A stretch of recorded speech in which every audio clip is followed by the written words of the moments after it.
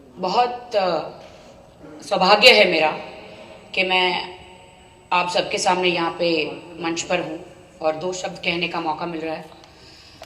अभी जो हमने टीजर देखा है, the godfather of India, Baba Saheb Ambedkar ji पर ये जो फिल्म बनने जा रही है, मैंने हमेशा सोचा था, हमेशा देखा कि शिवाजी महाराज जी पर फिल्म बनी है और सारे भगवानों पे फिल्म बनी है और लेजेंडों पे फिल्में बनी हैं, बट मैं हमेशा इंतजार करती थी कि कभी कोई तो होगा जो डॉक्टर बाबा साहेब आम्बेडकर जी पर फिल्म बनाएंगे, उनकी आत्मकथा, उनका इतिहास, जो दलितों के मसीहा थे, जिन्होंने दलितों को इतना हेल्प किया, कितने पढ़े लिखे थे, उन्होंने कितना संघर्ष किया। अगर हम इंसानों के पास थोड़ा भी अगर वक्त होता है तो उनको इतिहास में वो बुकें पढ़नी चाहिए, उनकी जर्नी देखनी चाहिए कि उन्होंने कितना संघर्ष किया। मैंने ज्यादा तो नहीं बट कुछ किताबें पढ़ी है। जब मैं आरपीआई पार्टी में मैं ज्वाइन करी, ऑल इंडिया वर्किंग प्रेसिडेंट महिला का पद मुझे मिला, अठावले साहब जी ने मुझे दिया, तब मैंने अम्बेडकर जी के बारे में सब कुछ पढ़ा तो मेरे रोंगटे जो है खड़े हो गए, मेरी आंखों से आंसू आए। मुझे इतना तकलीफ हुई कि इतने महान थे डॉक्टर बाबा साहेब आम्बेडकर जी, उन्होंने कितना संघर्ष किया, दलितों के लिए कितनी मेहनत करी। बस एक ही खेद था, बाबा साहेब आम्बेडकर जी को एक बार पीएम बनने का मौका मिलता तो कमाल हो जाता, कमाल हो जाता। तो हमारे कैलाश जी, मासूम जी ने जब मुझे कहा कि मैं ऐसे फिल्म बनाने जा रहा हूँ the godfather of India Baba Saheb Ambedkar ji पर, तो राखी जी आप इस फिल्म में काम करेगी? 2 मिनट के लिए मुझे तो चक्कर आ गया।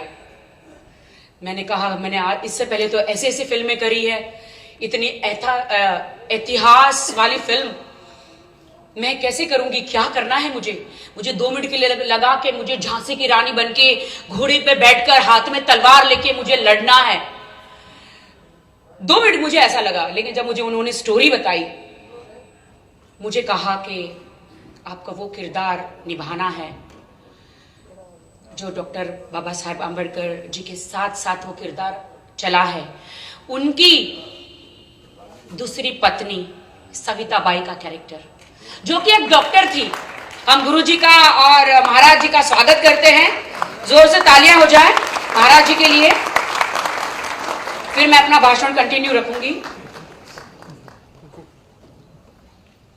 तो जब मुझे पता चला तो आप यकीन मानिए, मैंने ये नहीं सोचा कि पूरी दुनिया क्या कहेगी। मैंने 2 मिनट के लिए मैंने सांस ली और मैंने कैलाश जी से कहा कि कैलाश जी, क्या ये मेरा सौभाग्य हो सकता है कि मैं ये किरदार कर सकती हूँ? कैलाश जी ने कहा बिल्कुल कर सकती हो, गुरु जी के आशीर्वाद से और हमारे माननीय अठावले साहब जी के आशीर्वाद से। मैंने उनसे बात करी, अठावले जी ने बोला बिल्कुल तू कर सकती है, क्यों नहीं कर सकती है, एक अच्छी अभिनेत्री है, लेकिन ऐसे ऐतिहासिक कैरेक्टर रोल करने आपको मिल रहा है, ये तुम्हारा सौभाग्य है राखी सावंत। तो मैंने ये चैलेंज चुना। मैंने कहा बिल्कुल बिल्कुल। 15 अप्रैल को 1948 में सविता बाई की शादी हुई थी बाबा साहेब आम्बेडकर जी से। वो एक डॉक्टर थी। अंतिम सांस तक उन्होंने किस तरह से सेहत से लेकर कैसे उन्होंने मदद की, उस जमाने में क्या होता था कैसे, तो मुझे बहुत चैलेंजिंग लगा और ये मैं अपना सौभाग्य मानती हूँ मिताली जी का और हमारे प्रोड्यूसर साहब सबका, कि ये मुझे सौभाग्य मिला कि मैं ये रोल, चैलेंजिंग रोल करने जा रही हूँ पहली बार।